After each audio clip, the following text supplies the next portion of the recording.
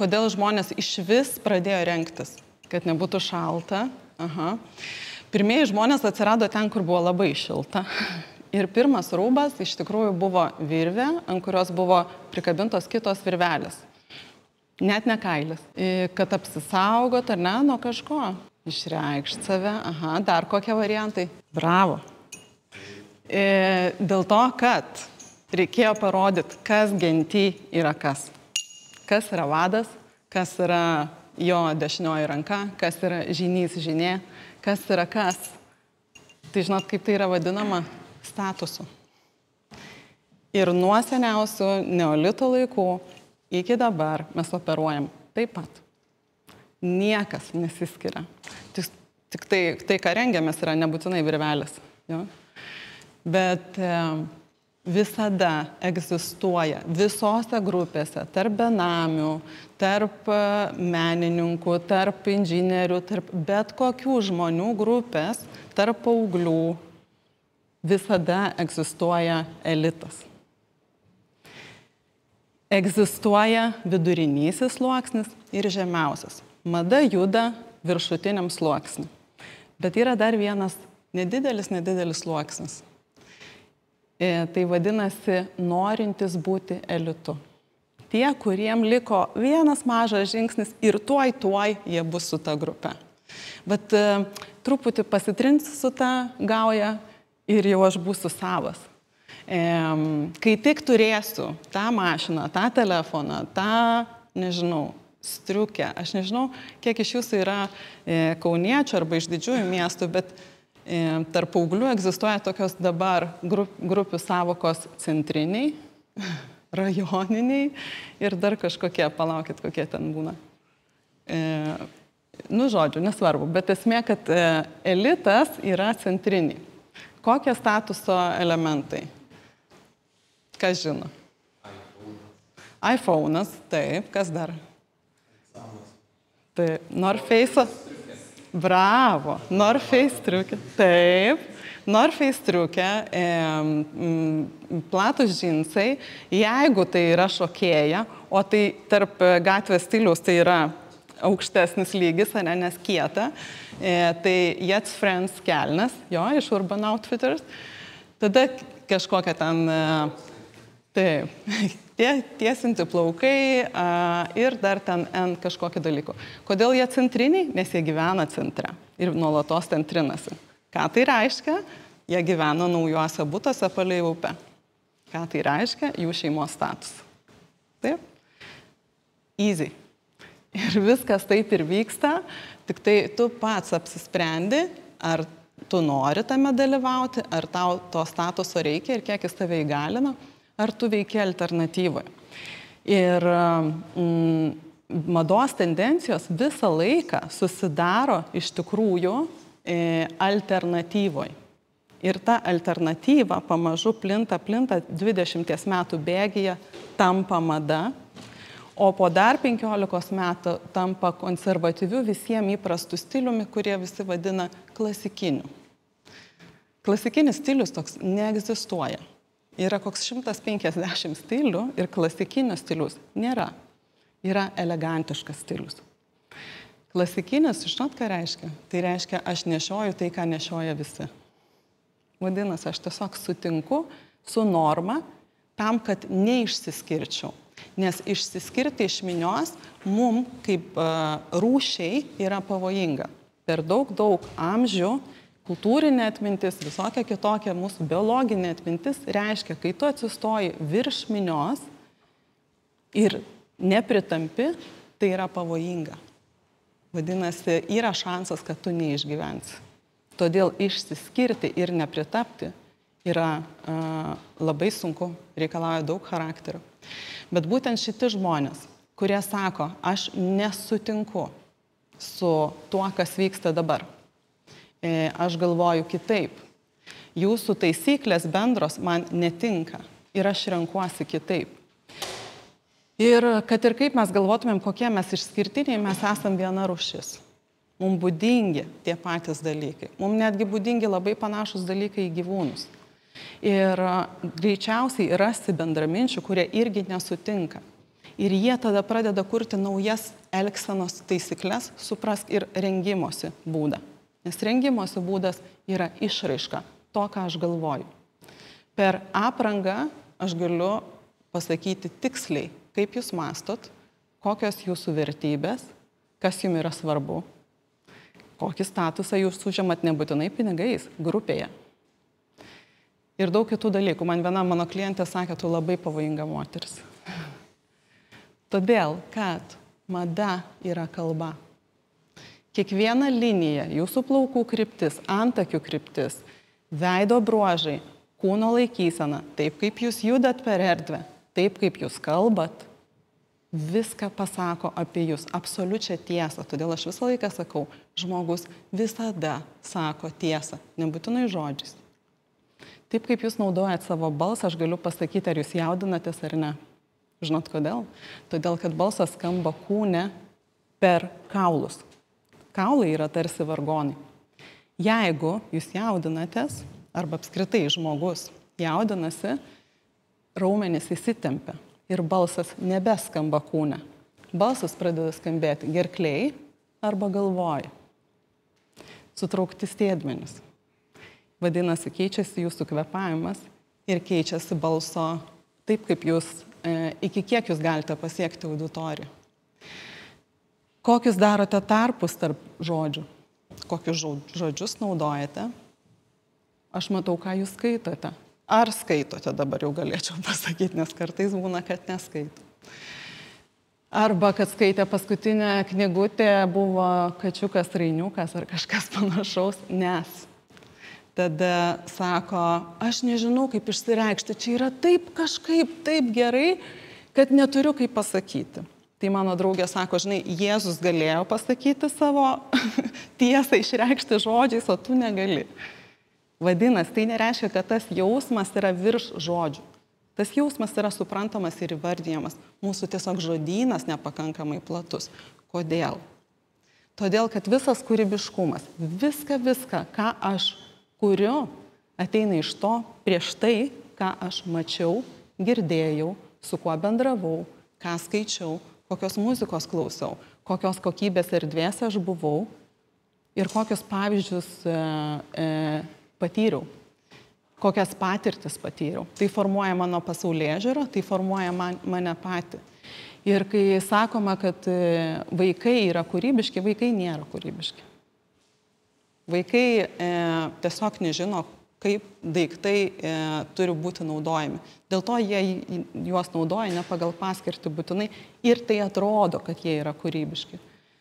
Kūrybiškumas ateina iš prieš tai buvusių patirčių. Kūrybiškumas yra, kai aš tai, ką patyriau, supratau, sutikau, tai, ką galvojau, svajojau, sujungiau į vieną, į savo unikalų derinį. Ir va šito derinio niekas pakartot negali, nes niekas niekada su tavim neperėjo viso tavo gyvenimo kartu. Arba net jeigu ėjo, vis tiek turėjo savo pojūtį per tai. Vadinasi, tavo išraiška yra unikali, net jeigu tu rengiesi tuos pačius dalykus, net jeigu tu naudoji tuos pačius elementus. Ir šitos išraiškos reikia pasauliui. Tai noriu parodyti, gal dar apie skaitimą pasakysiu, kaip, pavyzdžiui, veikia, kaip mes skaitom ir ką mes skaitom. Jeigu skaitom tik tai PDF-ą ir skaitom tik tai per audio knygas ir PDF-ą per planšetę, žinot, kas įvyksta, mes nebesugebam dirbti projektuose, projekte nesugebam apimti viso projekto imties ir jį pjaustyti kritinių mąstymų skirsiniais pjūviais, nes nebematome imties. Žinot, kodėl? Todėl, kad kai laikome knygą rankoje, mes suprantam, o tai kaip atrodo 600 puslapių. Aš tą knygą galiu atversti priekį ir gale, aš galiu skyrių perbėgti, nueiti į vidurį, grįžti, aš visą ją galiu vartyti. Kai aš dirbu tik tai su plokščia informacija ir plokštumoje, skaitmeninė, aš galiu judėti tik vieną paskui kitą. Vadinasi, kai aš kuriu, aš galiu daryti sprendimus tik tai vienas paskui kitą. imti iš galo į priekį ir skersai judėti nėra kaip. Kiekvienas dalykas, kurį mes darome, mūsų įtakoja ir mada yra apie tai. Mada nėra kažkoks drakonas, kur ten kažkas kažkur sėdi kažkokioj pily ir diktuoja, kokios dabar bus kišenės ar spalvos. Ir taip dažnai žurnalistai sako, žinai, va dabar bus madinga tai. Svarbiausia iškelti klausimą, kodėl tai madinga. O tai madinga todėl, kad mes turim tam tikras reakcijas į aplinką. Mes žmonės. Ir jeigu dabar aplinka yra nerami, jeigu praktiškai bet kuris sritis, kurią mes paimam, yra nestabili, ko norės žmogus? Kaip jums atrodo? Saugumo. Ko taip? Taip. Žmogus norės svajonės. Žmogus norės pabėgti kažkur, kur viskas yra gera, kur viskas yra saugu, kur viskas yra švelnu. Tai yra dvi vietos. Viena yra vaikystė ir kita yra tiesiog svajonės, kur yra gražesnis pasaulis. Kokios tai spalvos? Geltona ir rožinė. Kada dar taip yra buvę? Po Antro pasaulinio karo. Kodėl paeina tendencija vadinama Think Pink? Todėl, kad po Antro pasaulinio karo ateina labai daug, grįžta daug vyrų, jaunuolių, sužeista psichika, su posttraumatiniais sindromais. Tuo metu nėra pakankamai psichoterapeutų ir psichologų, kad galėtų padėti jaunuoliams sugrįžti į save ir apdoroti tuos jausmus, kuriuos jaučia.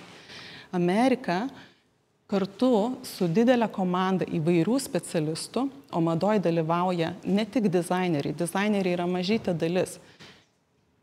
Psichologai, sociologai, antropologai, ekonomistai ir įvairūs kiti specialistai apdoroja šitą žinias, kaip elgiasi ir jaučiasi bendruomenė. Ir jie sudaro tokią programą šaliai, šiuo atveju Amerikai, laimė per produktą. Vadinasi, tai kels ekonomiką vidinę, bet tuo pačiu žmonės bus kuriama reklama ir žmonės jausis laimingi. Sukurti propagandą, kad žmogus pirkdamas sakytų, va mano laimė tai, kad aš nusipirkau namą užmiestyje. Tuo metu labai daug žmonių įsigyja televizorius, televizoriai atsiranda daugelį šeimų. Gyventi užmiestyje tampa statuso reikalas. Vadinasi, jeigu aš turėsiu namą su balta tvora, pievelę, nupjautą, nes tai nupjauta pievelė irgi statuso dalykas, ir Fordą. Jo, vadinasi, aš būsiu laimingas. Ir tai buvo sakoma kiekvieną vakarą per dokumentikas ir per įvairias laidas per televiziją. Vadinasi, pasiekė didelį kiekį žmonių.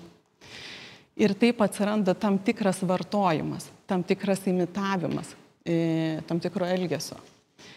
Žodžiu, žinot, aš galėčiau čia ne 20 minučių, bet daug daugiau pasakoti. Bet noriu parodyti, kaip mes iš tikrųjų bendraujame per išvaizdą, kaip tai yra būdinga kiekvienam mūsų.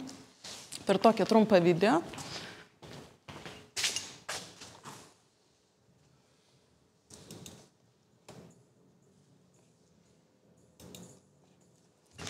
Čia gal toks ryškiausias pavyzdys, per kurį matosi, kaip mes tai darome ir kaip žmonės, ir kaip tai daro visi gyvūnai absoliučiai. Tik šita pelėda, jinai yra pati toks drastiškiausias variantas, kaip tai matosi. Žodžiu, mes esam viena, kai esam patys su savim, bet kai sutinkam kitą, sakykim, kolegą, priešininką, kaip mes pradedam transformuoti savo išvaizdą santykyje su tuo, ką mes sutinkam. Šiuo atveju jinai yra 27 cm ir jai atvestas priešininkas yra 35, vadinasi didesnis. Kas reiškia gamtoj grėsmė? Taip, ką jinai daro? Jinai išpučia viską, ką turi, viską, ką gali. Žinot, kodėl? Todėl, kad jinai sako, aš tokia pat didelė, nesiliesk, nei kartin. Bet kai ateina 75 cm priešininkas, nebepadės tik tai papūsti plunksneles.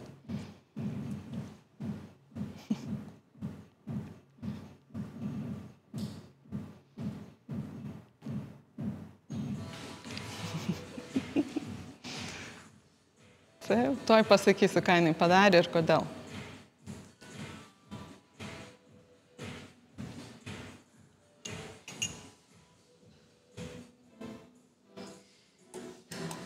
Taip.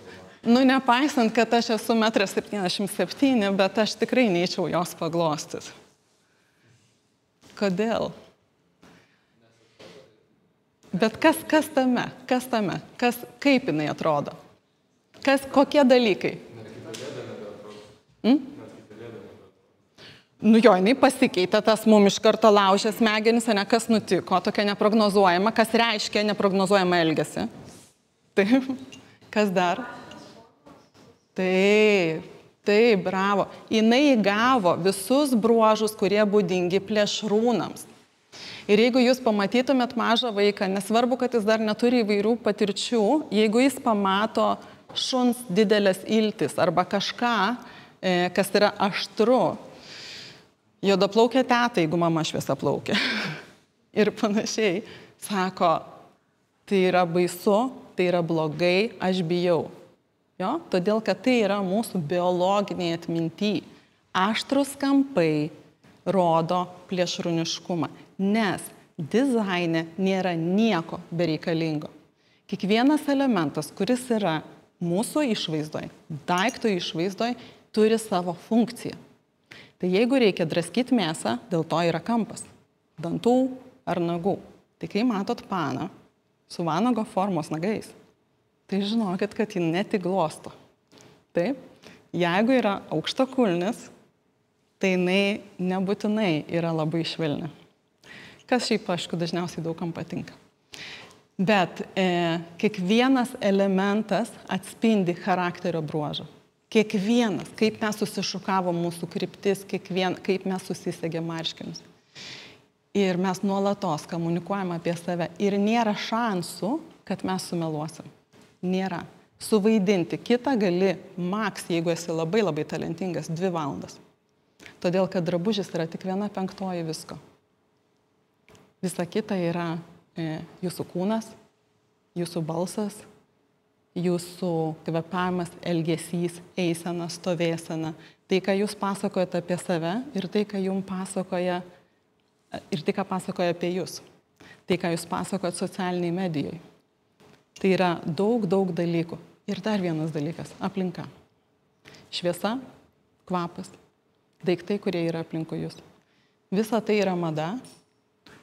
Ir aš labai kviečiu, jeigu jums įdomu, ateiti į mados dizaino specialybę ir mokintis ne tik skaityti šitus elementus, bet ir kurti. Ačiū.